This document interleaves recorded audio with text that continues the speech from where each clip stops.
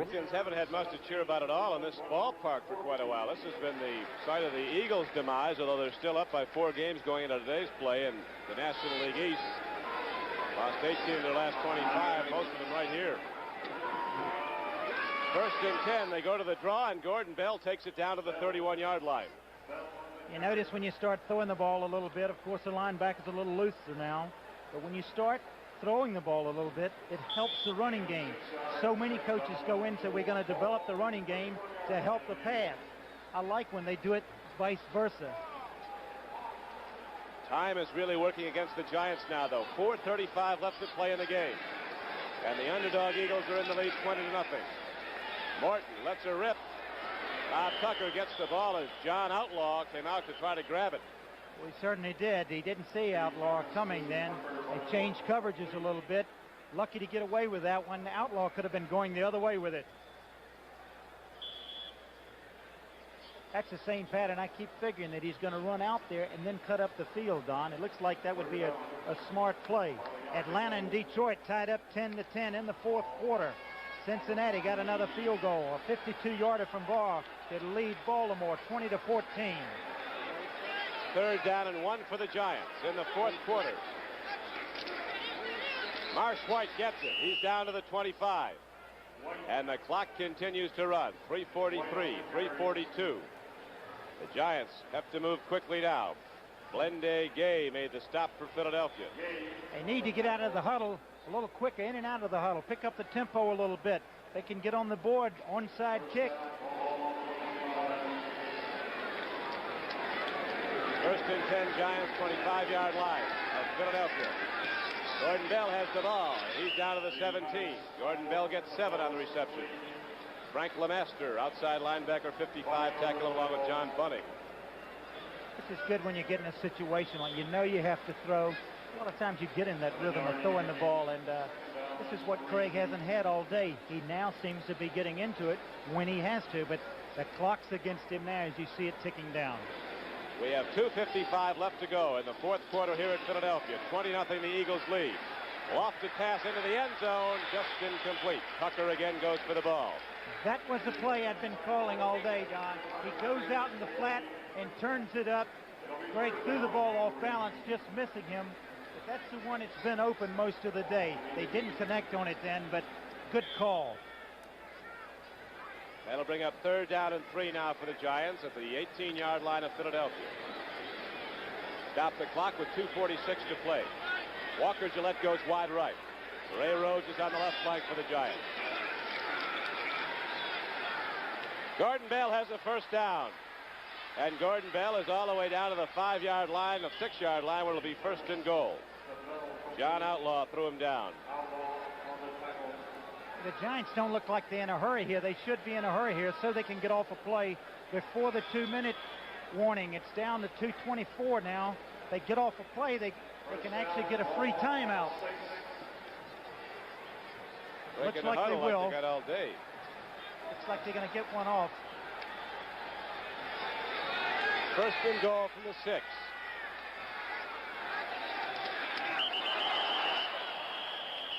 I think the play was blown dead before the snap of the ball, most fortunately for the Giants.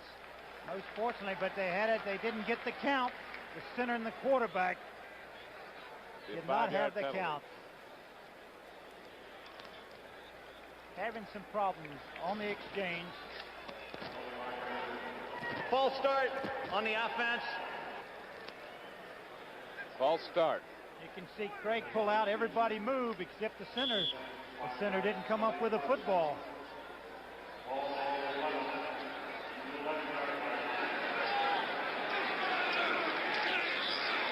Thornton looks. First down. Bob Tucker caught the ball, but he got it outside the end zone. Randy Logan was with him. Tucker took it away. And so now we'll have the 2-minute warning. Again, the same call. You see him go out and now turn up the field, but he just gets out of bounds. That's an almost.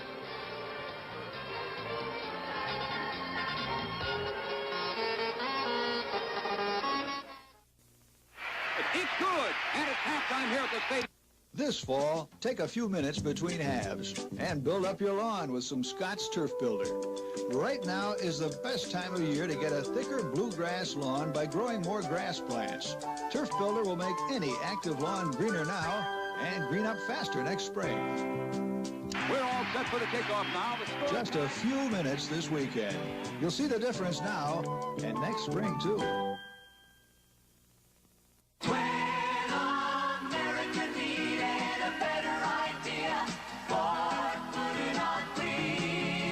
October 1st, Ford will introduce a special choice. For 1977, some car makers will offer only shorter, lighter full-size cars. But Ford gives you a choice. The full-size LTD that kept its size and the new trimmer LTD 2.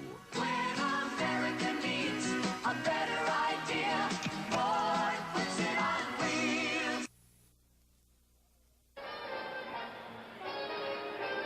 Well, there are upsets elsewhere around the National Football League. As you know, the Giants came into this game favored, and they're down 20-0 with 1:59 to go. New England is routing Miami. It's 23-7 in the fourth quarter. As expected, San Diego's beating Tampa Bay 9-0 on 3 field goals. Here is Gordon Bell, and he's going to be cut down short as he gets down to the 7-yard line. In the second quarter at St. Louis, on 4 Jim Bakken field goals, the Cardinals lead the Green Bay Packers 12-0. This is going to bring up 3rd down and goal now for the Giants from the 7-yard line of Philadelphia. The clock running. The Giants go into a huddle. Sonny Jurgensen has departed for the playing field to talk with some of those victorious Eagles.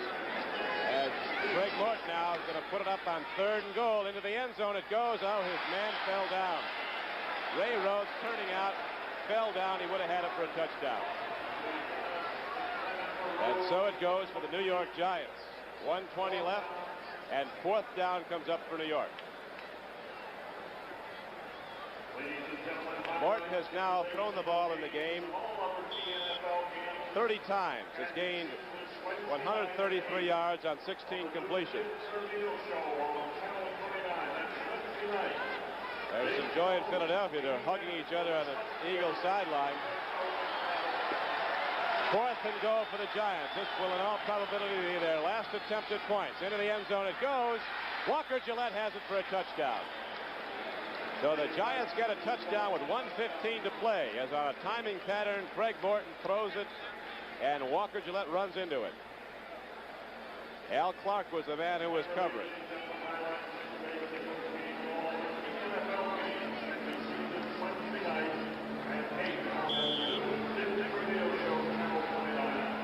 Now the point after attempt. Joe Danello is in the game. For the first time, he's not kicked off, and of course he's had no attempted points before. The extra point is up and good. With 1:15 left to play in the game, it is now the Philadelphia Eagles 20 and the New York Giants 7.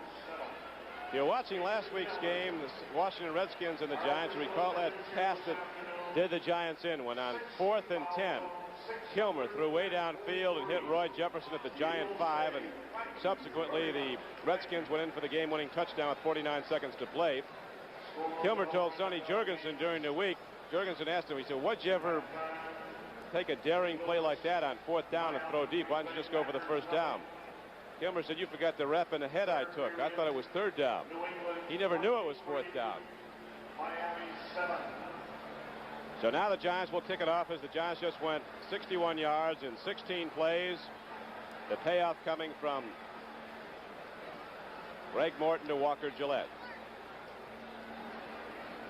They're about ready to hang it up, I think, for the afternoon before the eyelashes come off. Joe Danello is now in. He's a soccer-style kicker, and he'll probably, the Eagles have every available man they have upfield looking for an onside kick, which is just the case. A penalty marker goes down as the Giants recovered the ball, but there is a penalty marker down. The Giants could have been offside. Well executed onside kick. It has to go 10 yards, which it did.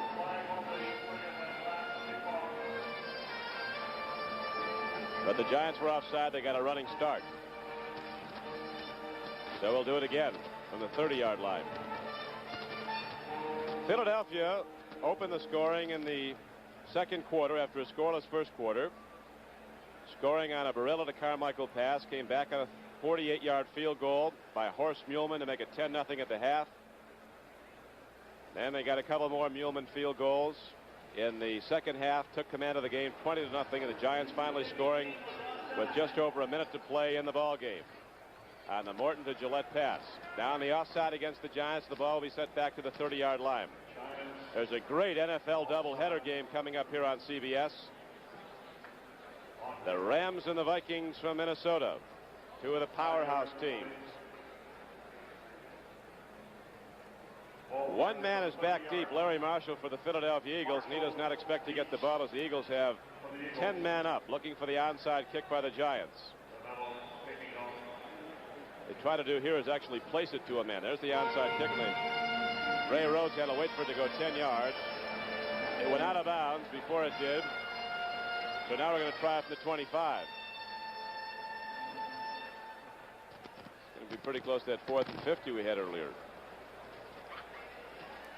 Still 1:14 left to go at Veterans Stadium in Philadelphia. Untouched, re-kick, 5-yard penalty. Bill Arnsparger. I think Arnsparger's saying let her rip. Unload on it. Next week the Giants head off to Los Angeles. If the Rams are tough, they're double tough out in the Coliseum. The ball at the 25-yard line now, and Dinella will kick off again.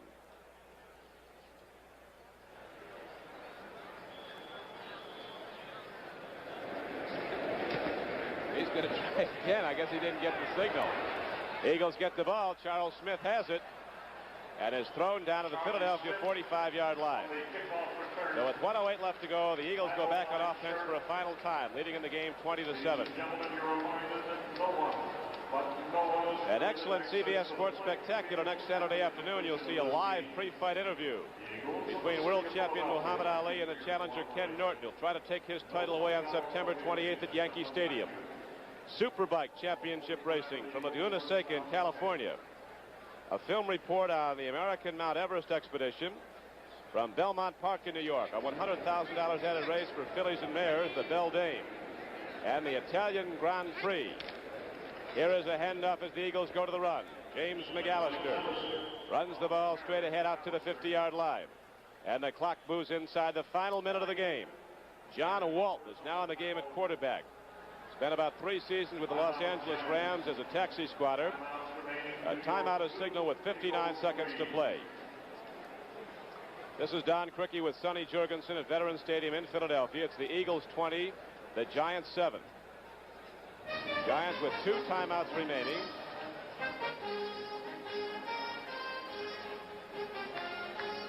Walton comes back in the game. He is a 6'2", 210-pounder from Elizabeth City State, 28 years old.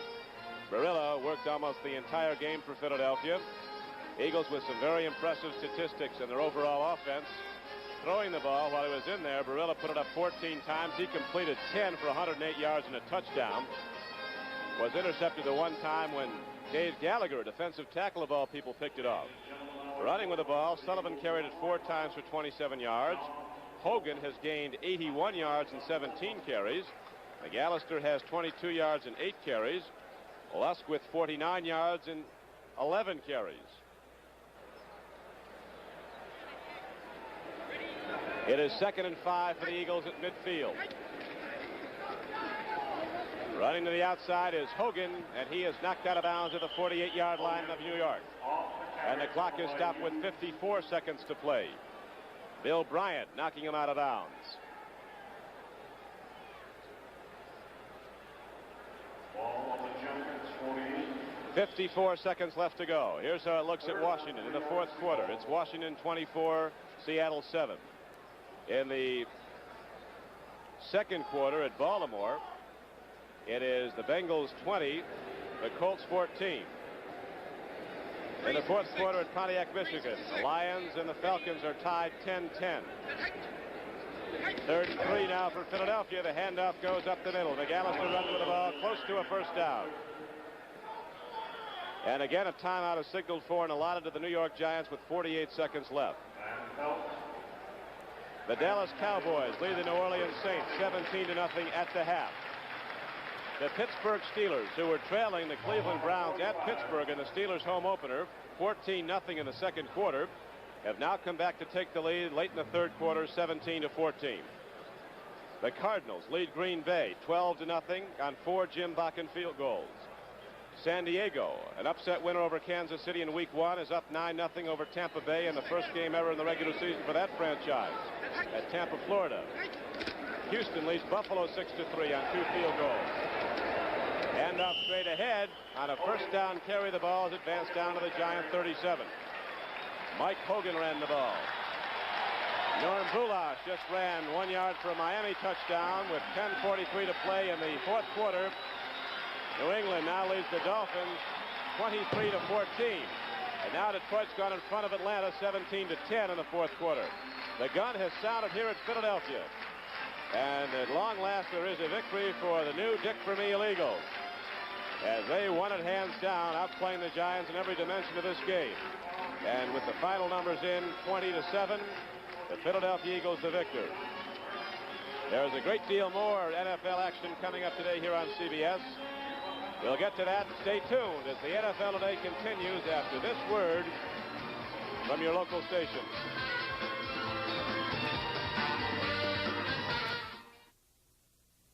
It's not just athletes that get athlete's foot. Innocent men, women, and children can get it too, just by coming in contact with it. And man, does it itch.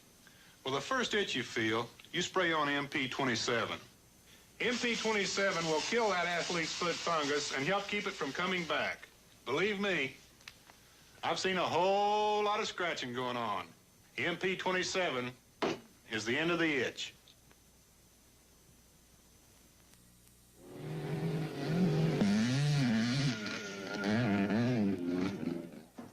Hi, Yang. No, this ain't a beer. It's STP oil treatment.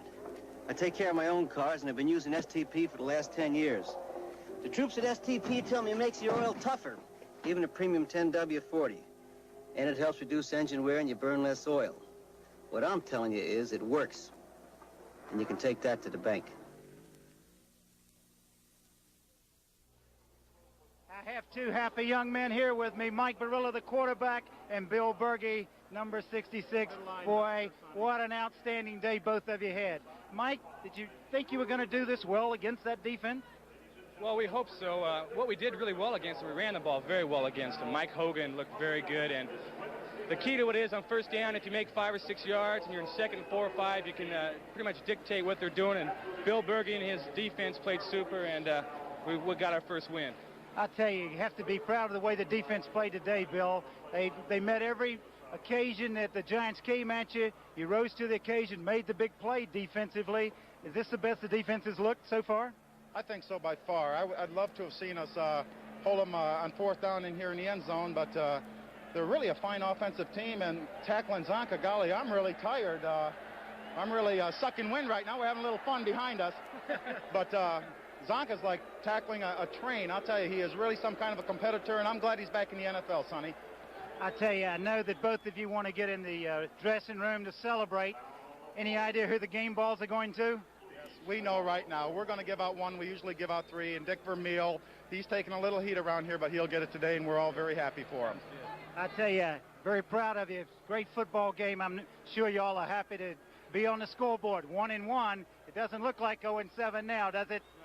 We needed a win. That's lost 7 in a row. We needed that. We needed that a lot. Good luck to you the rest of the season. Now back up in the booth to Don Criqui. All right, Sonny, things might be turning around here in Philadelphia as the Eagles come back to win this game. A very sound performance, beating the New York Giants 20-7. We'll be returning to Veterans Stadium in Philadelphia in just a moment.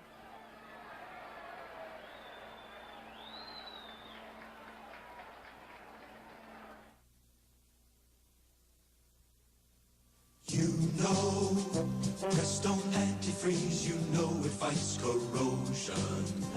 You know Prestone. You know, antifreeze isn't permanent. It wears out like everything else.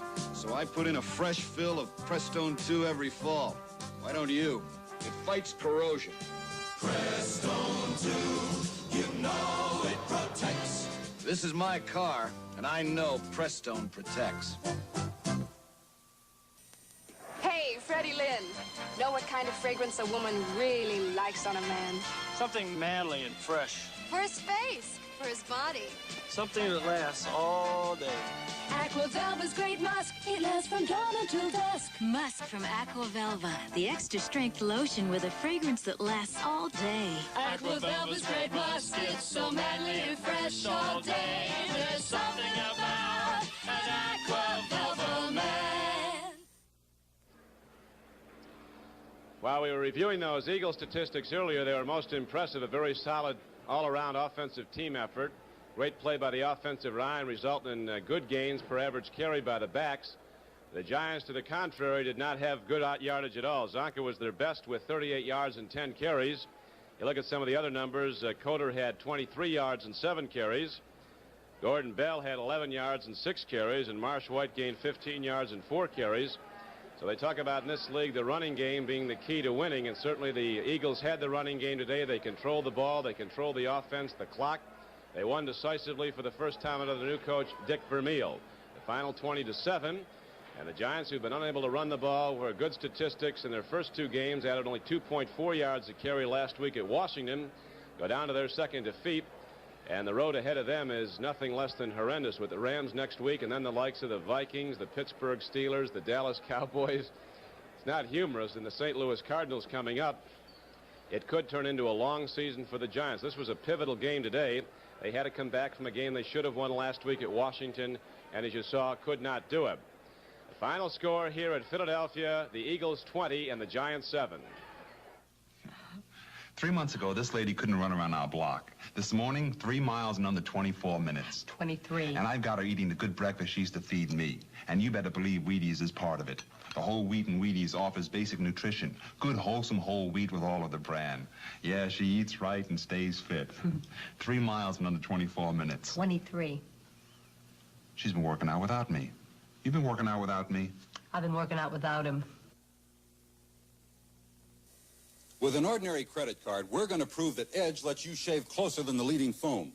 First, listen to an unshaven face.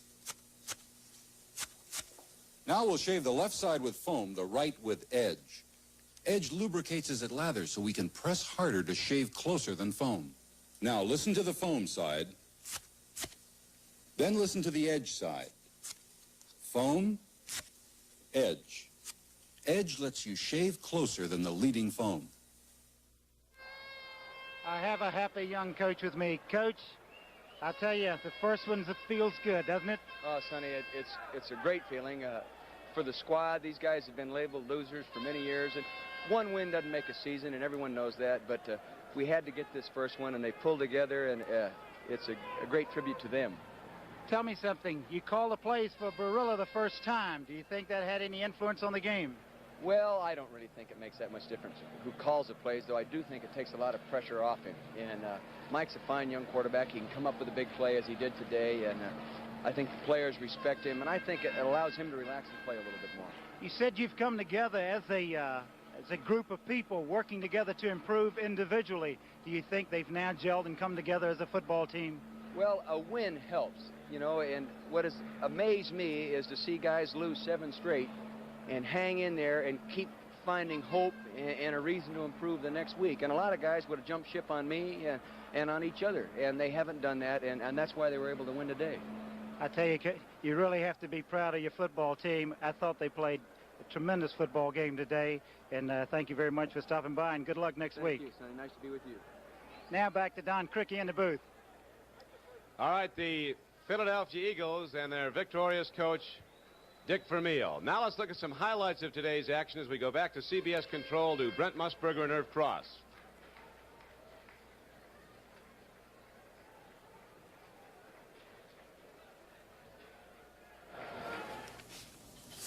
We've got a couple of key baseball races that we're watching this afternoon on CBS. Pittsburgh 6, the Mets 5. That game is in the 6th inning. Chicago 1, Philadelphia 0. That game is in the bottom of the 7th inning. They began the day, of course, 4 games apart. And you all know the story about that particular contest. the Philadelphia Phillies squandered a 15-1/2 game lead. So shades of 1964, a lot of people are thinking, when the Philadelphia Phillies under Gene Mauch kicked away a 10-game lead against the St. Louis Cardinals in the last 12 days of the season.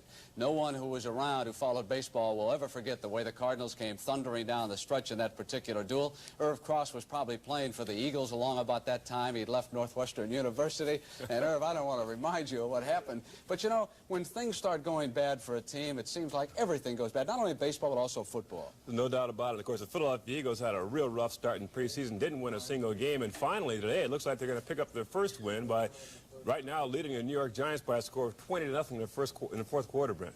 And Irv, of course, as you mentioned that game now with the Philadelphia Eagles against the Giants, let's turn our attention to the highlights. Why don't you take a look at it for us? I got him here, and right off the bat, the Eagle defense comes on charge as Pete Lasitich drops Morton for a loss here, but Mike Barilla takes charge here, and remember Dick Vermeil's calling his signals from the sideline, hits Harold Carmichael for a big gain, and sets up this next play.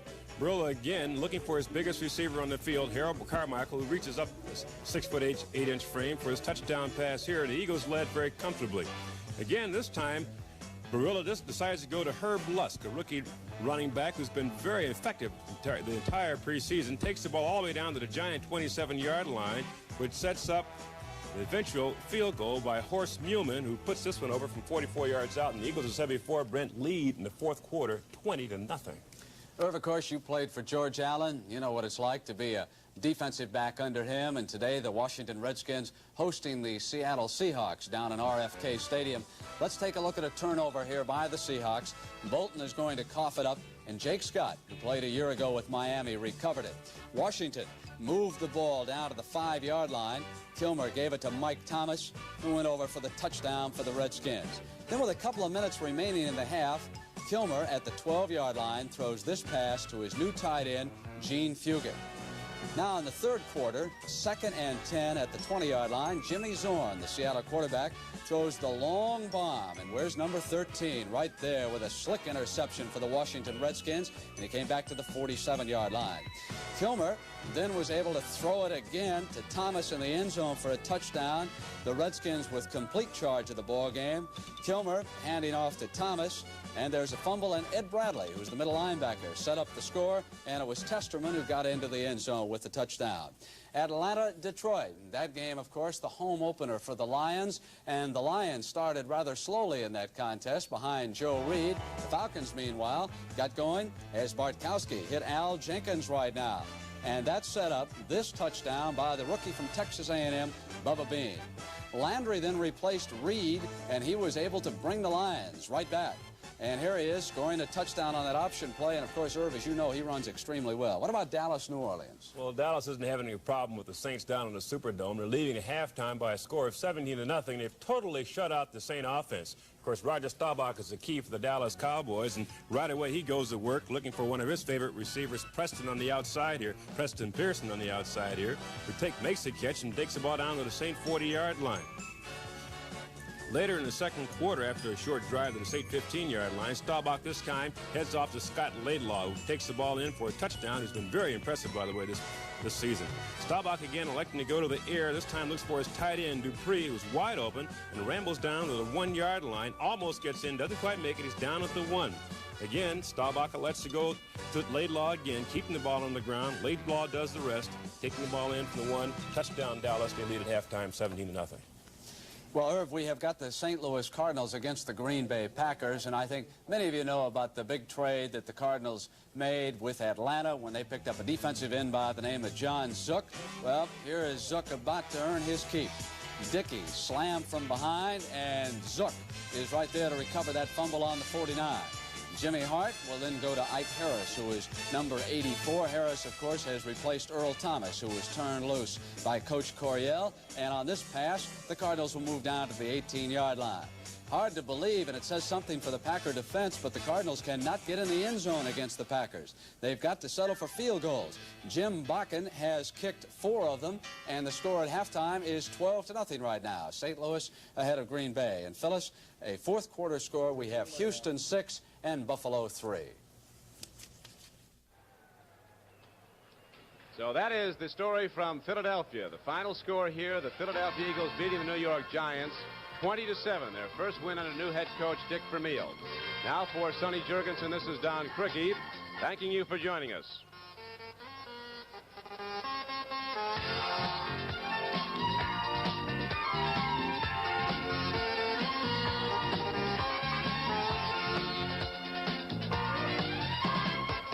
Baseball race. We do have some baseball scores. That National League East Division race stayed right where it was today, as both Philadelphia and Pittsburgh lost, leaving the Pirates 4 games behind. Dave Kingman hit his 36th and 37th home runs, and the Mets beat the Pirates 7-6. And Chicago shut out Philadelphia 1-0 for the Phillies' 19th loss in 25 games. Elsewhere, Cincinnati clinched at least a tie for the National League West title, beating San Francisco 5-2. Late word on the American Bicentennial Everest expedition is that the climbers who were hit by a snowstorm this week were able to reopen their route and then came down to base camp for a few days rest Friday. The American Embassy in Nepal says that the climbers report the weather is beginning to improve. Large avalanches were reported Wednesday between Camp 1 at 19,000 feet and 2 at 21,000 feet. The team of 10 men and 2 women, smallest ever to challenge the world's tallest mountain, hope to scale the summit later this month. You'll see a progress report on their efforts next Saturday on CBS Sports Spectacular. Brent, what about those highlights you mentioned? Phyllis, that game between Cincinnati and Baltimore was better than advertised. Wait until you see the heroics coming up here of Burt Jones. Then it was Kenny Anderson of Cincinnati as this game seesawed back and forth. Baltimore on the board, 68-yard touchdown pass. Jones, Roger Carr, Colts lead it 7-0. Tommy Casanova, defensive back. Hey, how about that for a spike, huh? Casanova got the Bengals on the scoreboard. He intercepted this 3rd down pass by Jones. He went the distance, 30-yard touchdown, extra point tied at 7. Anderson then got Cincinnati ahead. 16-yard scoring pass to Bob Trumpy, who steps into the corner of the end zone, 14-7. Jones, though, came right back, and in slow motion, you can watch the protection he gets here. He wants his favorite receiver on this Sunday, Roger Carr, and this pulled Baltimore back to within 3. It's 17-14 Cincinnati. Kenny Anderson knocked out of the game. Stan White clotheslines him right here, and John Reeves comes in then to quarterback the Bengals. And again, it was that combination after this injury to Anderson that again got Baltimore ahead as they were inspired by Anderson being lost for the Bengals. Jones, 65 yards. Carr, 3rd touchdown of the day for Roger Carr. After the extra point, it's 21-20. Reeves, who had replaced Anderson, goes to Linville Elliott, who just twists in for the touchdown. 27-21, Cincinnati ahead. Now watch this defensive effort. It's going to win the game. Freddie Cook with an interception. Roosevelt Leaks later scored, and it was 28-27. What a contest today. Irv, how about the highlights of the Philadelphia Eagles and the New York Giants? We had a major upset, really, in Philadelphia. The Eagles blanking the New York Giants, dominating the New York Giants by a score of 20-7. Mike Barilla started off right off the bat pretty hot for the day, but the defense also had a very good day as the very first effort we see here by Pete Lassitich dumping Craig Morton for a 7-yard loss. But Mike Barilla takes charge here at quarterback, hitting his long, lanky receiver Harold Carmichael for a 22-yard gain. The Eagles again maintaining control of the ball. This time, Barilla going again, once again, to 6'8" Harold Carmichael for a touchdown. The Eagles just continue to dominate the game all afternoon. Herb Lusker, a rookie out of San Diego State, has been extremely effective all year long, all during the preseason. Takes the ball here now inside the 34-yard line, setting up a Horst Muhlman field goal. But the Giants tried to come back. 1st and 10 on the 21-yard line. Larry Zonka is hit here. There's a scramble for the ball, and Bill Bradley comes up with it, setting up another scoring opportunity for the Giants, for the Eagles. But Spike Jones here, after the Eagles couldn't move, punched the ball here to Jim Robinson, who can't handle it. The ball is muffed, and the Eagles take control on the 2-yard line. Vince Papale picked it up, and of course, from the goal line, Barilla goes in, and finally, Morton going to Walker Gillette for a touchdown. Too little, too late. The Eagles win it 20-7. And now let's take a rundown of all the scoring around the league. Some of you heard some of these finals, but let's catch everybody up. There's the game that Irv Cross just talked about. Washington routs Seattle by a score of 31-7. Billy Kilmer completes 17 of 25 for 184 yards and 3 touchdowns. Detroit rallied behind Greg Landry and defeated Atlanta 24-10. It was Pittsburgh 31, Cleveland 14. The Browns led 14-0. Bradshaw 7 of 23, 77 yards, 2 touchdowns. Lynn Swann, who talked to Phyllis George earlier this week, did not play for the Steelers. O.J. Simpson was held to 41 yards with 17 carries as Buffalo loses to Houston 13-3. The big upset of the day, New England 30, Miami 14. What an afternoon for Steve Grogan, 16-27 for 166 yards and 3 touchdowns. He also ran 9 times for 76 yards and 1 touchdown. Tampa Bay still has not scored this year as they lose to San Diego 23-0. Dallas rolls to its second straight victory, beating New Orleans 24-6. St. Louis had no trouble at all with Green Bay. Packers can't move behind Lynn Dickey, at least not yet. It was 29-0. Then the game that you already saw the highlights of, the best contest so far, 28-27 Baltimore. And we have another score from the West Coast, Chicago leading San Francisco 14-5 in the second quarter. And the game, of course, that many of you are watching right now has Minnesota ahead of Los Angeles 3-0. And we have a score from Denver, the Broncos leading the New York Jets by a score of 16-3. And the NFL Today on CBS will continue right after this word from your local stations. Del Vecchio. Jimmy Zorn, who is quarterbacking the team under Jack Patera, tried to move the ball club right away, but Bolton is about to turn it over. And then afterwards, I think we are looking now at the Dallas Cowboys. That is right there is Drew Pearson catching the pass from Roger Staubach. This is not Seattle. This is Dallas now on the move in their contest against New Orleans. And there you see Laidlaw, who is off to a sensational start for Tom Landry, scoring the touchdown. Pearson goes in motion. Staubach now drops back, throws to the left side. Look how wide open his tight end Dupree was on that play. As Dupree crashes in, he was stopped on the 1. They didn't give him the touchdown on that play right there. And so back come the Cowboys, and they bolt right up the middle. Laidlaw again for his second score behind the right side of that Dallas Cowboy line. And so right now, let's take a look at the Cleveland-Pittsburgh highlights. As soon as they get queued up, I'll tell you, we work this videotape room over something awful on a Sunday afternoon. You can't believe what we do to them down there. But oh, do they produce for us in a situation like this. And you're going to watch the Pittsburgh Steelers now come from behind. The Cleveland Browns got ahead. Now remember Brian Sipe quarterbacking the Browns today because of the injury to Mike Phipps. And here they are in action with Pruitt on a little bit of delay right up the middle now to the 14-yard line. Sipe is going to throw his first touchdown pass of the day, 14 yards to Reggie Rucker. This is the 4th scoring pass that Rucker has caught so far this season. Then, right after that, Sipe got Cleveland ahead 14-0. This time, it was Oscar Rohn, the tight end. Look how wide open he is. What a coverage mistake by the Steelers. But back came the world champions. 12 yards to Stallworth. Remember, they're without Lynn Swann. Look at this step into the end zone. Then it was 14-7. Big Frank O'Hara has gained more than 100 yards again this afternoon. And there he was, bolting 17-14. Bradshaw from the 5. Watch Stallworth again. Still another score. And we're not done with Terry Bradshaw right now. 7 yards for the touchdown. 31-14 is the final in that particular game. And, of course, we're at halftime of a 3-0 contest. Some of you may have come in to listen to Pat Summerall and Tommy Brookshire a little late. And that score again is 3-0. Now, right now, standing by, let's take a look at how they got their 3 points as we have the field goal on an intercepted pass, as I understand it, by Matt Blair that you'll see right here. Pat Hayden is going to be intercepted, and watch the lateral coming up right after this. There it is to Jeff Wright, who has played a fine first half. Now they drive down the field. They can't get the touchdown. Fred Cox kicks the field goal, and that's where it is right now, 3-0. How about Chicago and San Francisco? The vastly improved Chicago Bears out in San Francisco. The 49ers, of course, beat Green Bay last week. Chicago, meanwhile, opened up with a victory over Detroit.